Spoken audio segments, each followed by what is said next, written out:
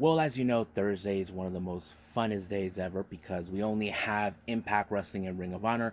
I kind of forgot we have MLW.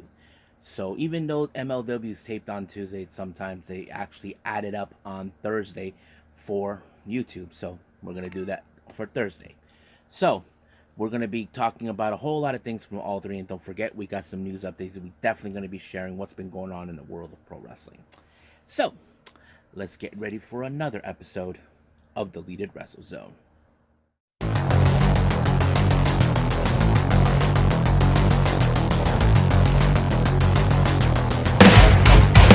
Are you ready? Get up, get up! Get up, get up! Get up, get up! Get up, get up! Get up, get up! Get up, get up!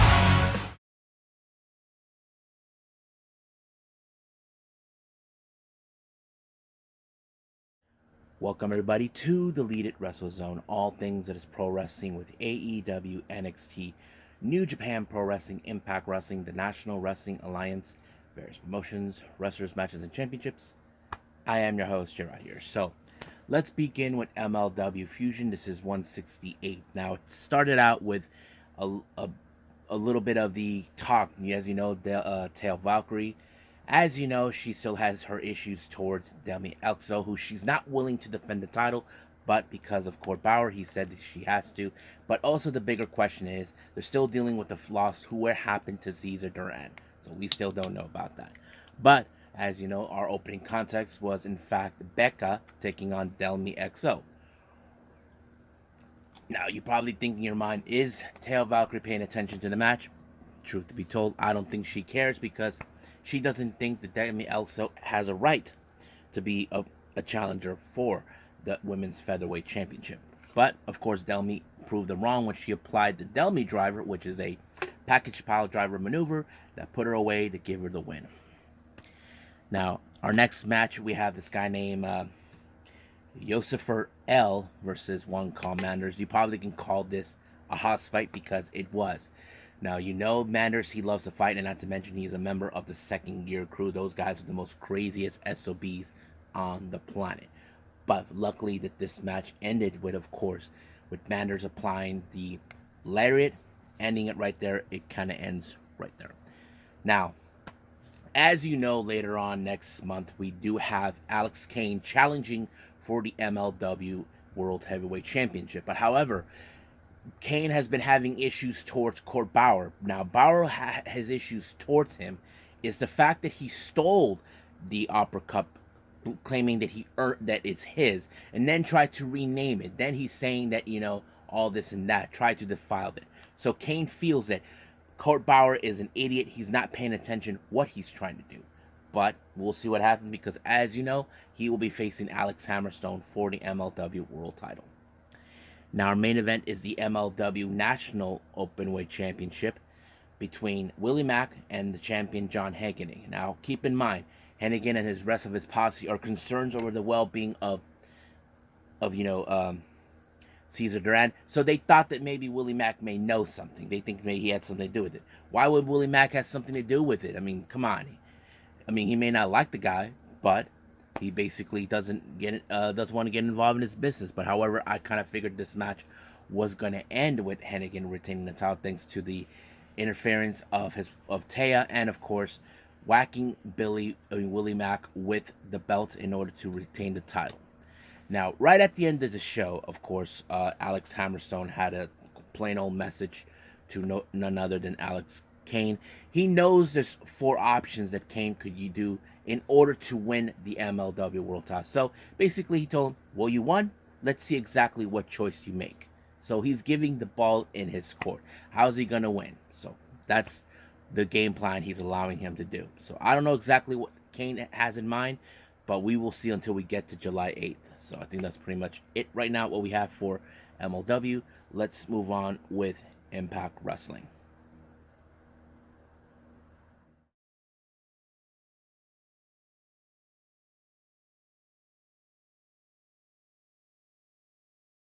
Okay, Impact Wrestling. So as you may have known, we're only 1 day away from Against All Odds.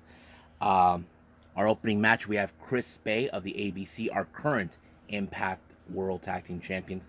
They take on one half of the Good Hands. That's Sleazeball, Jason Hodge. Now keep in mind, Chris Bay defeated John Skyler because he was a lot smarter than he thought. He outbounced it. But the real question is, will this fall the same again? Last time, as you know, Hodge defeated Ace Austin thanks to the interference of Brian Myers. But however, in this case, somehow Bay was able to overcome every obstacle that he tried to do. So he applied a hammerlock takedown onto Hodge to win the match. But however, because of the numbers game, it's impossible. Because of this, the real question is, against all odds, will the Good Hands defeat the ABC to become the tag team champions, or will somehow ABC will counter the numbers game? So that's the obvious question that is still unclear. I wouldn't be surprised if someone from the Bullet Club shows up and helps out ABC for a little bit to deal with Brian Myers and the Good Hands.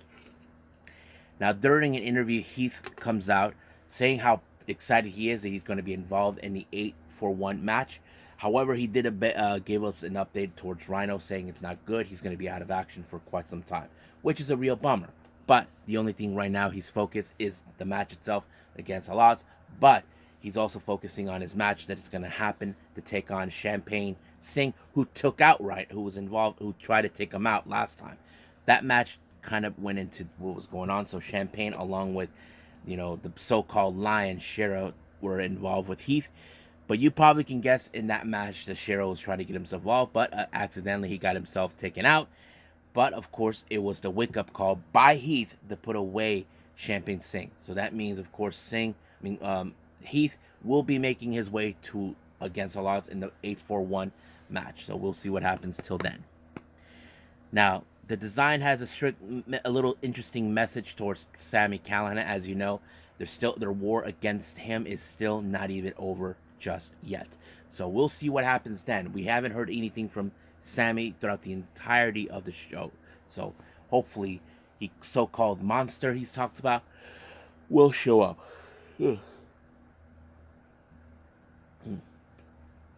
Now, our next match, we have Joe Hendry taking on Sheldon Jean, along with Kenny King. Now, you probably can guess that this match is a way, as Kenny King saying, why is this guy and this and that. But of course, Kenny King was going to get himself involved in any way, but it was the standing ovation by Joe Hendry that picked up the win. But as soon as the match was over, here comes the Dirty Dango doing this and that. But as you know, Joe Hendry likes to make people laugh, likes to make songs, so he created the song called Divas Reject because of his history back in WWE, which was great. I love it. It's one of the great moments, and of course, Dirty Dango did not like that. But Kenny King took the opportunity to attack him. So it was a 3-on-1 beatdown, but here comes the director of authority, Santino Marella. While Kenny King ran, Sheldon Jean tried to deal with it, but of course, we all saw what happened. Cobra took out Sheldon Jean just like that. So it's still unclear what's going to happen since then. We do know that Dirty Dango will be facing Joe Hendry for the digital media title at Against All Odds. So we'll see about that till we cross the bridge. Now, Giselle Shaw, as you know, is feeling a little bit threatened that the spotlight has been shifted away from her. Now, since Trinity Fatu first shows up, that's basically been the main focus. The shift change over that. As you know, she even bragged about how she took out Jordan Grace permanently. But she feels that the spotlight definitely should be with her, so she's going to make a real statement no matter what. So we'll see about that when we get there. Now, our next match is the Knockouts Tag Team Championship. The Death Dolls will be facing the Coven. Now, this was going to be a very interesting dynamic. However, the Coven were able to somehow distract the referee. But it did give, of course, a submission move by Terroir to Rosemary to pick up the win. So they retained the titles. Now, our next interview, we have Steve Maclin. Now, as you know, Maclin is becoming no fool, saying, that he has targets everywhere. I mean, Alex Shelley, he has many, and including the one person we all know is Bully Ray. So Bully Ray says that I could be a target, but not right now. That's until Slammiversary. Everybody else, they're nothing. So that kind of sets it in, saying that he should be more worried about Bully Ray, which of course Macklin did talk about him last time, but we'll see what happens then. Our next match, we have Trey Miguel versus Bhupinder Gurja. I thought this match was pretty good. I think it was a very solid one. We could have seen maybe a possibility if Gurja would have beaten Trey Miguel, he would have got a title shot for the X Division title, but it was the lightning spiral that kind of put it away and gave Trey Miguel the win. But of course, after the match, he puts out a promo and this and that. Felt like his being disrespected from not being giving the props that he deserves, which of course something that Saban has often talked about.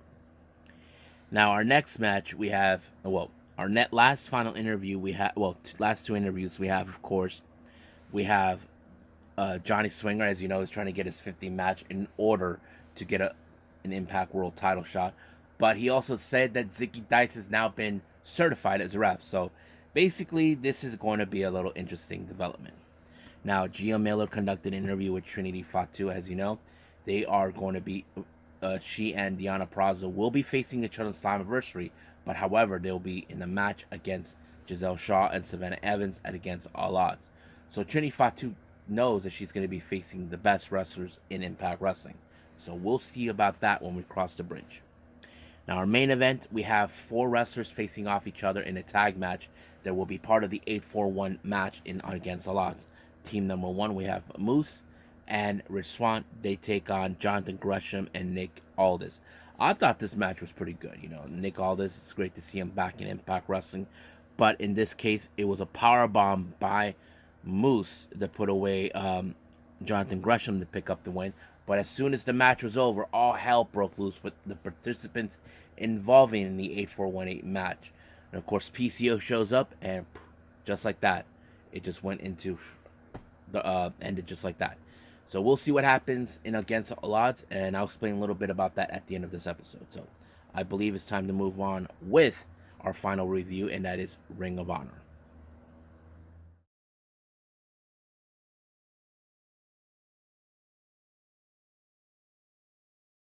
Okay, our final review is Ring of Honor. Our opening match is Christopher Daniels versus Kyle Fletcher. Pretty good opener. I liked it. This is one of those matches where you thought, oh man, this is going to be a good one. It kind of did. Fletcher tried to put away Daniels. It's possible. Same thing with him. But in the end, it was Fletcher who picked up the win by applying the hammerlock driver, giving him the win. Our next match, we have Zach Klein along with Cole Carter taking on Matt Sydal. So now you probably know the X factor of this match, where we have Cole Carter, who is on the corner side of Zach Clayton, that he'll do whatever it takes to pick up the win. That almost kind of worked, but of course it was Sydal that picked up the win with the Meteora and ended right there. However, he did state it out that he wants to issue a challenge for the Ring of Honor World Television title against Samoa Joe. Now, this is one title that he has aimed for before, so we'll see if that's ever happened, and I'm sure the matchmakers will definitely make it happen.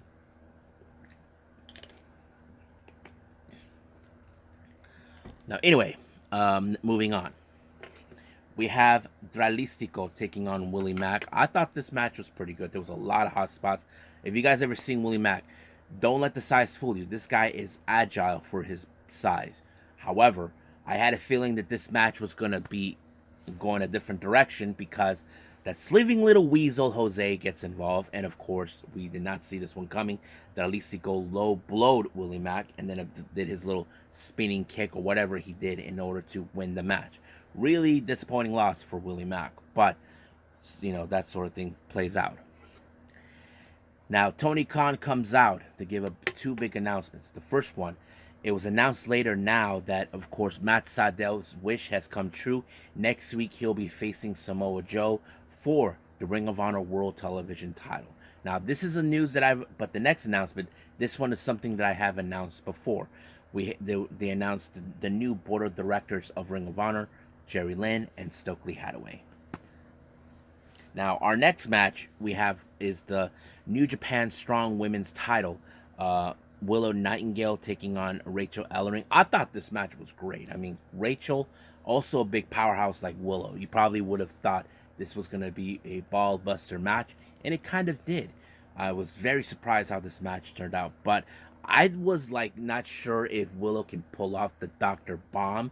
I mean, she tried to do that when I saw her do it with Emi Sakura, but in this case it didn't. So she applied a camel clutch, a very effective um, um, submission move that I've seen so far. Santos, who is one of my favorite luchadors, used that move a lot, and that kind of gave Willow Nightingale the win, putting away Rachel Ellering.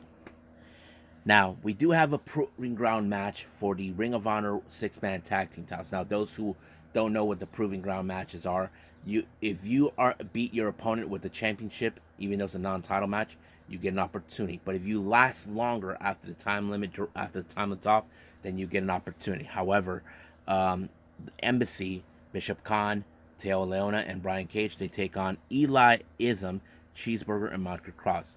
Now, you probably can guess by this match that the Embassy was going to win. Yep, it did. Bishop Khan powerbombed Market Cross in order to ensure they will never get an opportunity of the Ring of Honor World Six-Man Tag Team titles. Now, our next match, we have ladies taking the stage. We have Vert Vixen versus Mercedes Martinez.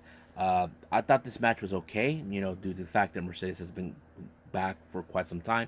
But she was able to pick up the win when she applied the Brass City Sleeper, and just like that, it just over for Vert Vixen. Mercedes picked up the win. Now, our next match, we have Lee Moriarty versus the returning Griff Garrison. I thought this match was going to be very interesting. Now, as you know, Griff Garrison, we used to see him in the Varsity Blondes and all that stuff, but now he's doing singles action.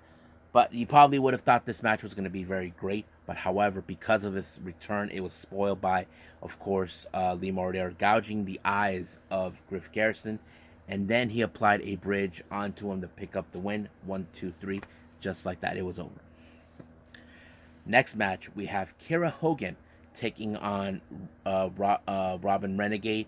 The match was pretty well going, but I knew that somehow Charlotte was going to get involved. I just don't know. I had a feeling because normally we see Charlotte be there by her side, but they were about to pull a Bella's move. Now, if you guys remember how the Bella twins used to act, they used to switch around, but this time it did not. They were caught with the cookie jar, but in fact it was a big kick onto Robin to put away onto Robin, and giving the win to Kira Hogan. But however, she was viciously attacked from behind by Athena, and then of course she brought in a kendo stick, and then apparently it just missed, bounced back right in her head, and of course Kira Hogan used the kendo stick to whack her. Now, she did state that this thing between them is not over, so she still has gunning for the ROH Women's title.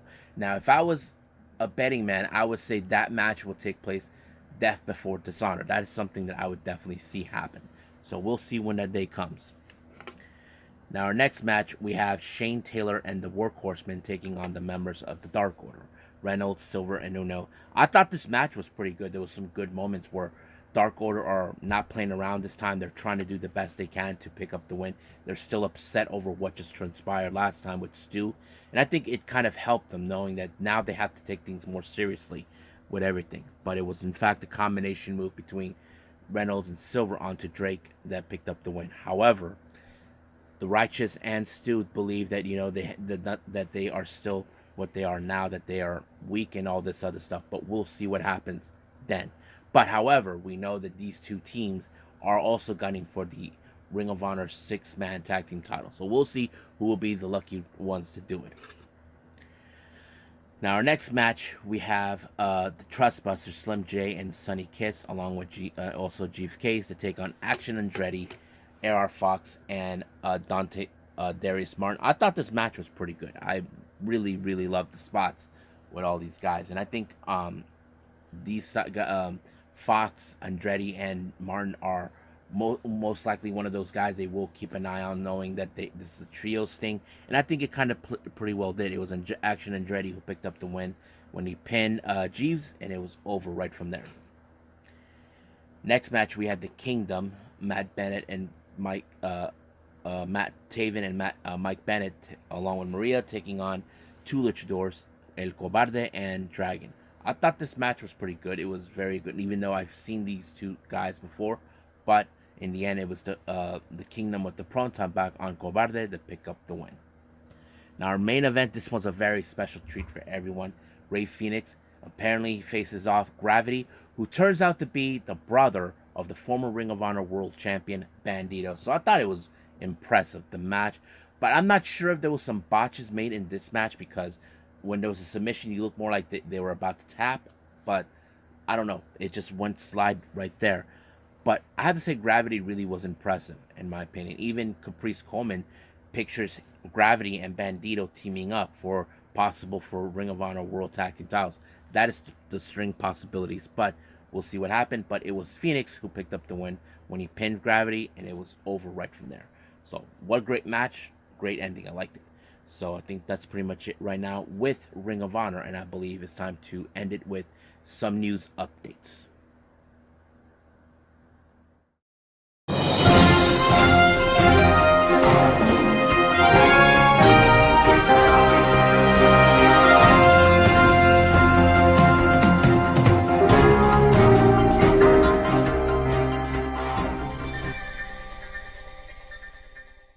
Okay, so here are some news updates for everybody. Now, it's been announced now that Baka Gaijin and Friends Volume 6 has been announced. They announced for two new wrestlers that will be participating for the very first time. It's going to be Asuka, also known as Veni, and of course we have Minoru Fujita. So these two will be participating.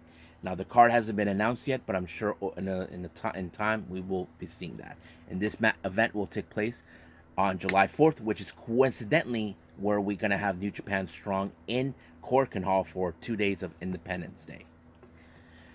Now, Davey Richards, have you guys remember, he is no longer wrestling, apparently because of some accusations.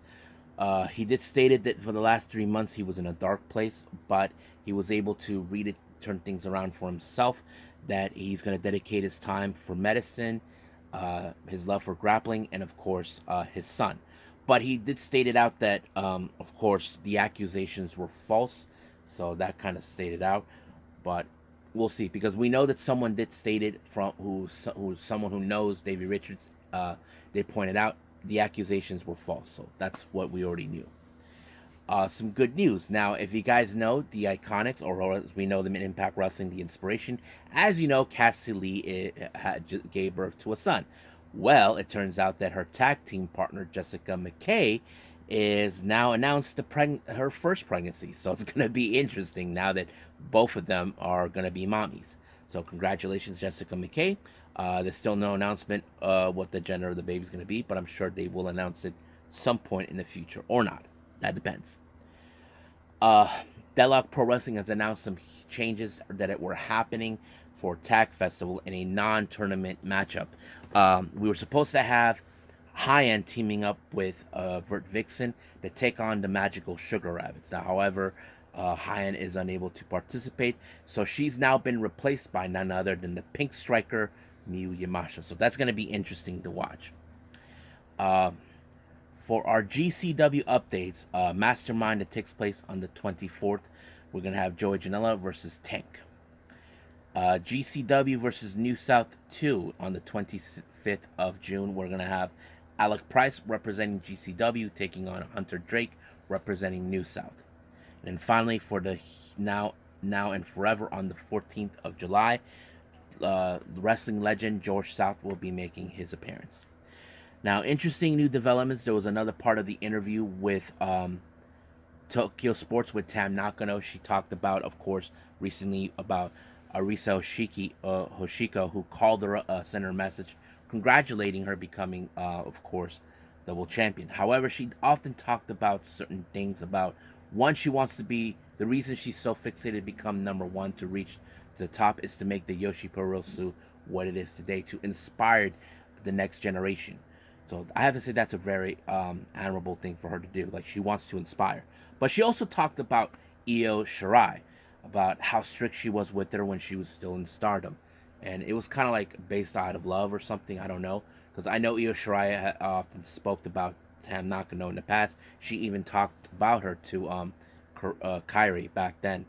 But she is hoping that maybe one day she'll have that one-on-one match against Io Shirai. But there's no telling. We do the last time Io Shirai had one foot in WWE, one foot outside of the door. But we don't know if that will happen. But I'm sure many of you would like to see that happen. But only time will tell.